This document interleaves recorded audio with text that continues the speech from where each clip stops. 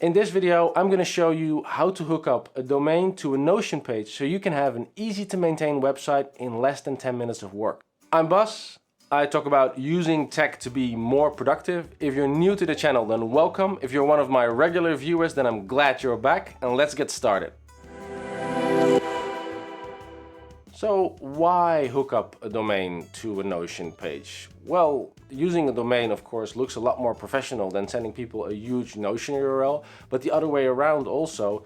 Using Notion as a base for a website is an easy way to get a site now and have the option, by having a domain, to upgrade to something bigger later. Setting this up takes 5 to 10 minutes and you'll have a simple page with just contact information or anything you would like to share with the world. That said, it's not useful everywhere. If you just want to share a single page to someone or a really small group like 4 or 5 people, this is a lot of work. Just get that set up. It's mostly meant for when you need to communicate something to a large group of people. Say, put it on a business card or at the end of a presentation, or something that you communicate with people when they ask, where can I find more information about your business? Anything else, it's usually fine to just slack them the full URL. To get started, you need to set up a page to share. Now, I would recommend, if you're doing this as a website setup, to make a separate workspace and consider that the website, because all the subpages will be shared as well. And one of the things that's useful there is it keeps it separated. It makes it easy for you to see, oh, I'm doing this on my public website, and avoids you accidentally putting any sensitive information that's out there for the world to see.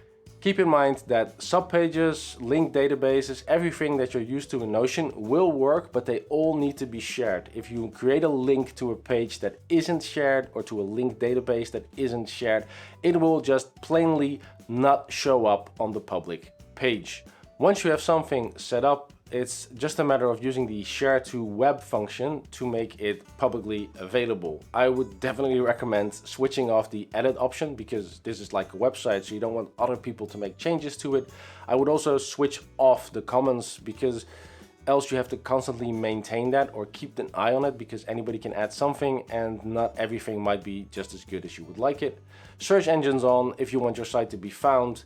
And then finally, being able to copy it is a bit of a mixed bag. In my case, because I share Notion pages as examples, I of course want it on, because I want you guys to be able to make a copy and make it your own.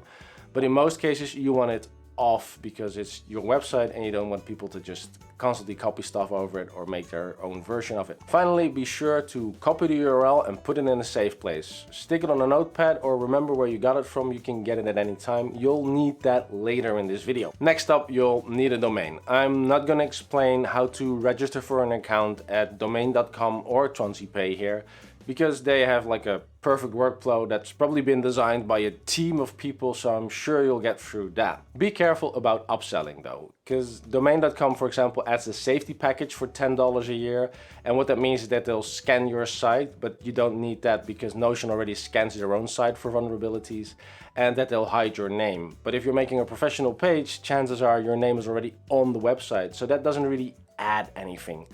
Be sure to remove it from the basket unless you really need those extra privacy options set on. I'm going to show the steps for domain.com. I'm not going to show the steps from TransIP because I don't want to mix this video with all different sites where you go.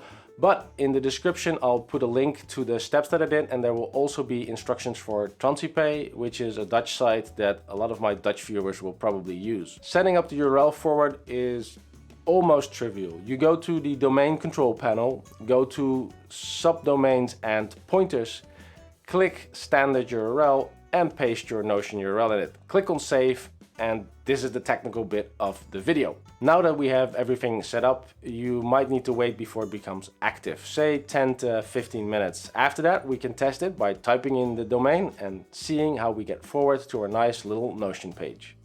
If you want to test how it looks like when you're not logged into Notion, so as a normal user that clicks on your domain, you can start an anonymous browser in Chrome with Ctrl-Shift-N or from the menu, and then type in the URL there. You should see exactly what everybody else on the internet should see when they're not logged into your Notion account.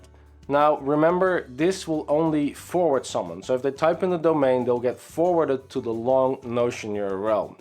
There are ways around this with special frames, JavaScript code, HTML, but the goal of this video was to keep it simple. If you do want something like that, or you would say like, give me the technical details, let me know in the comments and I'll make some time to make a video where we go into that. If you made it this far in the video, then I hope it was helpful.